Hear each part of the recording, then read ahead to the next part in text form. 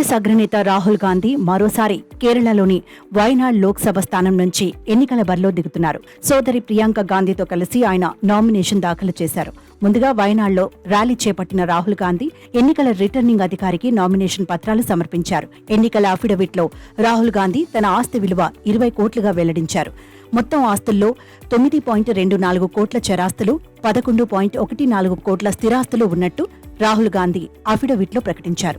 4.33 కోట్ల బాండ్లు షేర్ల రూపంలో, 3.81 కోట్లు మ్యూచువల్ ఫండ్స్ లో ఉన్నాయని రాహుల్ తెలిపారు. ఇక తన దగ్గర 26.25 లక్షల బ్యాంకు డిపాజిట్లు, 61.52 లక్షల విలువైన national savings scheme, postal savings, బీమా పాలసీలున్నాయన్నారు. 15.21 లక్షల విలువైన గోల్డ్ బాండ్లు, 4.20 లక్షల విలువైన ఆభరణాలతో పాటు 55,000 రూపాయల నగదు తన దగ్గర ఉందని రాహుల్ గాంధీ అఫిడవిట్లో పేర్కొన్నారు. ఇక 2022-23 సంవత్సరంలో తన వార్షిక ఆదాయం ₹1,00,00,000గా రాహుల్ గాంధీ ప్రకటించారు. ఇక స్థిరాస్తిలో భాగంగా ఢిల్లీలో మొహాలీలో వ్యవసాయ భూమి ఉన్నట్టు తెలిపారు. ఈ భూమిలో సోదరి ప్రియాంక గాంధీకి కూడా వాటా ఉందన్నారు. ఈ ఆస్తి తమకు వారసత్వంగా వచ్చిందన్నారు.